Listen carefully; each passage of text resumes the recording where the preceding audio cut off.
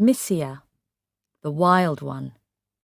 Childhood is a time of innocence when life is simple and uncomplicated. Children, watching the comings and goings of adults, often see things that they don't understand until years later, when they are adults themselves and know the ways of the world. And the ways of the world are sometimes rather sad.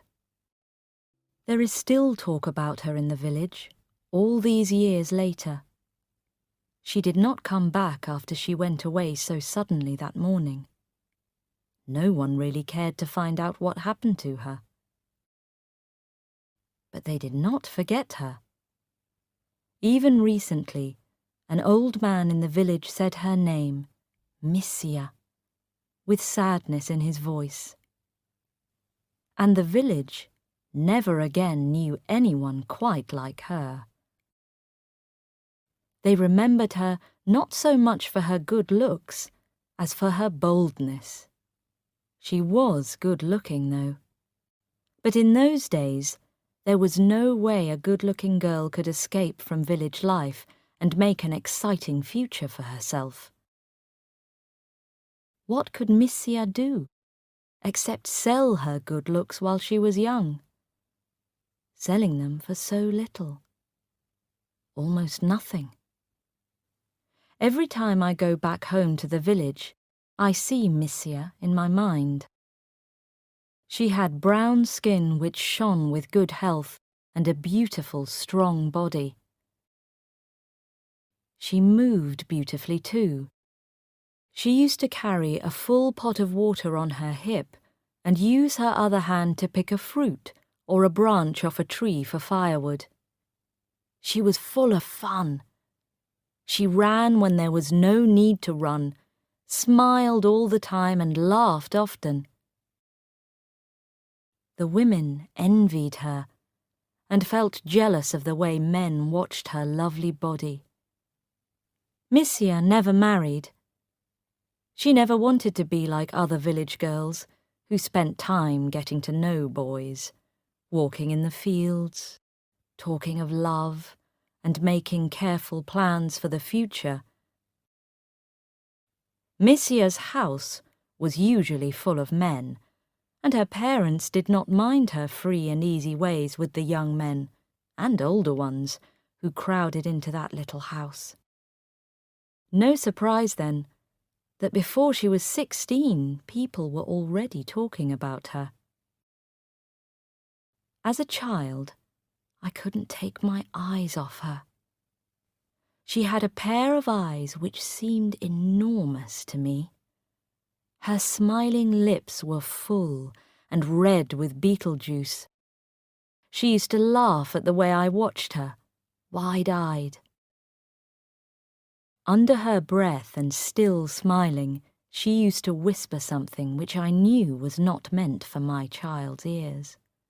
But there was no harm in her. It was her nature, her love of life. But there were things I did not understand about her. Sometimes she was my friend. On some days when I saw her, she used to greet me cheerfully, take my hand in hers, and take me into the woods to pick fruit, show me the animals and birds and 1,000 secrets that lay hidden there. But there were days when she pretended not to see me and looked away as she hurried into the woods. That always made me sad, and I felt a warm tear roll down my face. At those times, I used to look away too, pretending to look at a wild flower or watch some insects on the ground. I knew she did not want me around, and I wanted her to think that it did not matter. But it did. It did. I did not understand the way my mother felt about her either. As I grew a year or two older, she told me not to go into the woods with Missia. Suddenly, one hot afternoon, Mother called me from the garden and said, very firmly, "You must not see Missia again. You're not a child any longer. You must stop bothering her to play with you." I couldn't understand why. I didn't say anything. I stood by my mother and looked out of that sun-filled room. In the garden, I saw the purple bougainvillea and the bright yellow hibiscus flowers. I wanted to be out there, playing with Miss Sia. There was no one to play with except Miss Sia. And now my mother was telling me I must not play with her. "Then who will make me a mud house when it rains?" I asked my mother, confused. Mother knew me. She heard the anxiety in my voice and said quietly, without even lifting her eyes from the book she was reading, "I will." Missia did not miss me. She did not care at all that she had ended a handful of my dreams. She continued to laugh her way through the days, the months.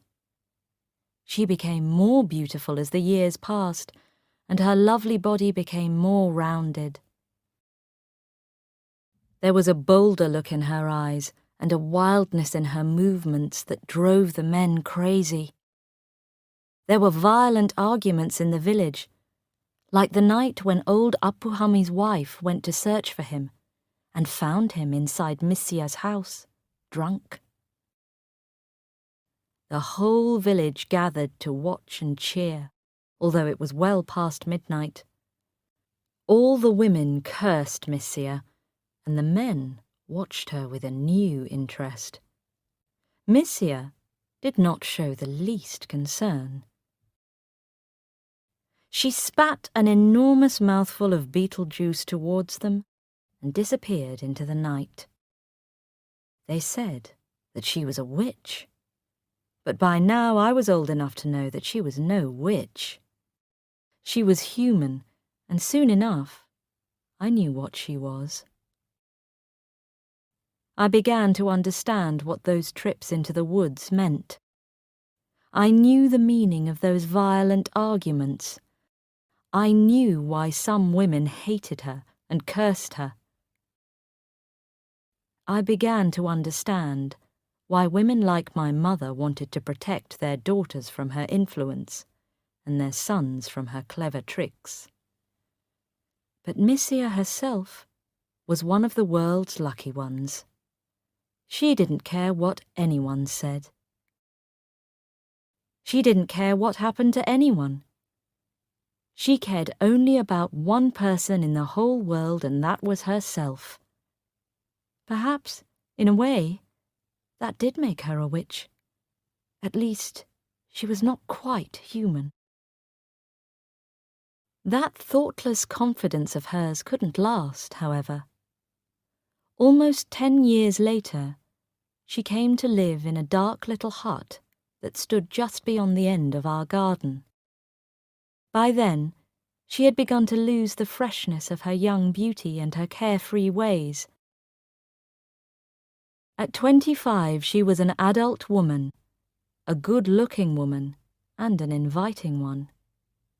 She lived alone because her parents had died, but nothing else had changed with her.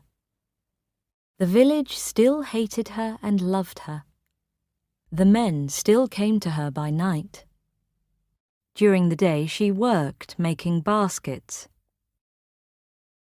Day or night, she appeared not to care how the next meal came to her, what happened to her, or what she would do when she grew old. When I met her for the first time after many years away, I was shy. She smiled at me as I walked past her little house. "Well, well, how you've grown," she said, with her usual bold smile. I said something in reply and hurried away. In the rapid look I gave her, I saw the heaviness of her body and wondered if she was getting fat. There was something about her that seemed different. I looked back and saw her watching me. She had a look of cat-like happiness on her face that day. Has she met some man and married him? I wondered as I walked towards my parents' home. But soon enough, I knew she was not married. The village now felt sorry for her. She was a woman growing old before her time. The men did not come to her for their pleasures as much as before. The village was moving into the modern world. Just 2 miles away there was now a cinema, and after the late-night showing, there were women available there, too. So Missia was finding it hard to earn enough money even for food. The village talked and laughed unkindly about her. How poor she was, how little she had. Her clothes were unwashed, her habits dirty. It seemed that the world's oldest profession did not pay very well. The morning it happened started like any other. The sun shone, and the raindrops danced on the wet grass. I walked down to the edge of the garden, reliving the pleasures of my childhood.